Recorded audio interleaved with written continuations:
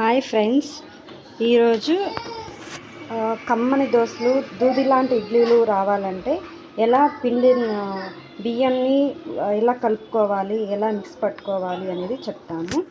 నేను కొలత చెప్తాను. ఈ గ్లాస్తో 4 గ్లాసులు బియ్యం తీసుకుంటున్నాను. నేను ఈ గ్లాస్తో 4 గ్లాసులు.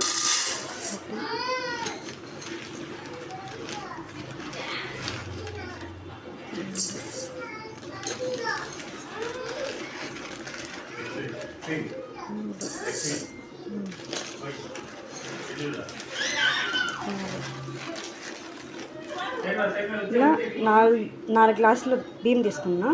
దాంట్లోకి ఉద్దిపప్పు వచ్చి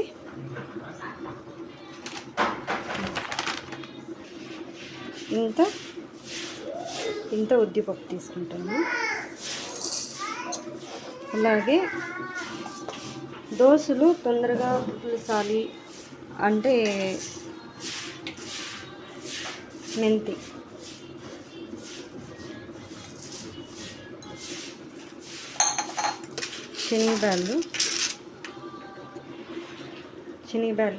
శనగబ్యాళ్ళు వేయడం వల్ల దోశలు అనేది చాలా టేస్ట్గా ఉంటాయి, కమ్మగా వస్తాయి, తినేటప్పుడు రుచిగా ఉంటుంది.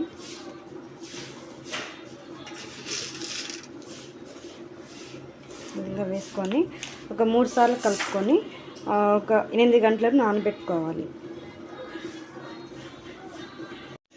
8 గంటల పాటు నానబెట్టుకున్న బియ్యానికి 2 పిడికల అంతా అన్నం కలుపుకొని మిక్సీ పట్టుకోవాలి. మిక్సీ పట్టుకున్న దాన్ని నీట్గా ఇలాంటి స్టిక్తో లేదంటే గంటితో మొత్తం కలిసే విధంగా కలుపుకొని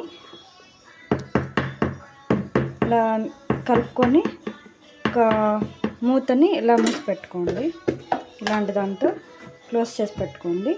పొద్దునకి దోశ పోసుకోవడానికి, ఇడ్లీ పెట్టుకోవడానికి రెడీ అవుతుంది. రాత్రి మూసి పెట్టుకున్నాం కదా, ఇడ్లీ పిండికి రెడీ అయింది. సగాన్ని తీసుకొని ఇడ్లీ పెట్టుకున్నాం. చూడండి,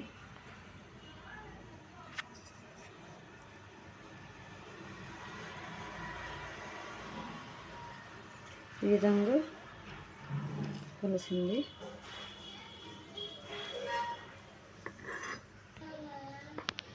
ఇలా తీసుకున్న పిండిలోకి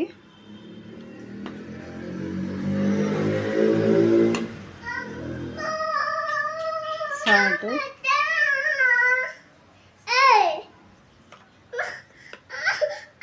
కొంచెం సోడా వేసుకోండి. వేసుకొని మొత్తం కలిసే విధంగా కలుపుకోవాలి. ఇలా వీటికి ఆయిల్ అప్లై చేసుకొని ఇడ్లీ పిండి పోసుకోవాలి. ఈ విధంగా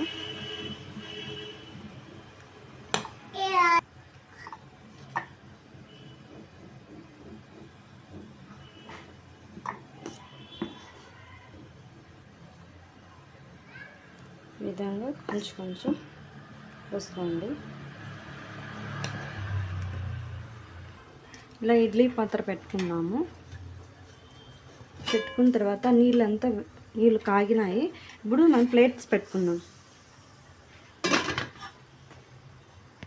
ఇలా ప్లేట్స్ అన్నిటిని పెట్టుకొని ఒక 15 మినిట్స్కి ఇడ్లీ రెడీ అవుతుంది.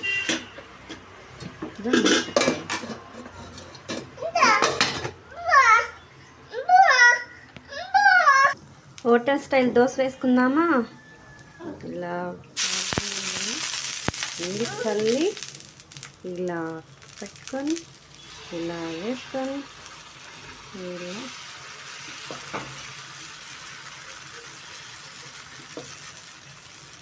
ఇలా వేసుకోవాలి.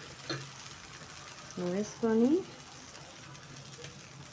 ఈ విధంగా నూనె అప్లై చేసుకోవాలి. దూది లాంటి ఇడ్లీలు రెడీ అయ్యాయి. చూడండి,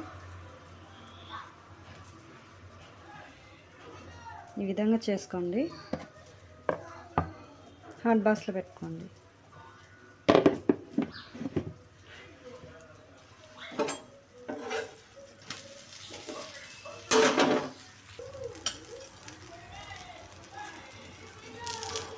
మనకి మనకి క్రిస్పీ దోశ రెడీ అయింది. ఈ విధంగా చూడండి ఇలా వచ్చింది.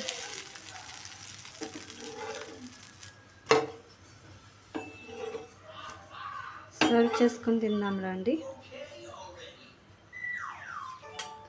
పిద్దిపప్పు చారు, దోశ, ఇడ్లీ. ఈ వీడియో నచ్చినట్లయితే లైక్ చేయండి, షేర్ చేయండి, సబ్స్క్రైబ్ చేసుకోండి.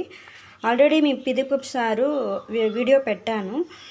వీడియో చూడలేదంటే ఆ వీడియో ఒకసారి ఓపెన్ చేసి చూడండి. Bye friends.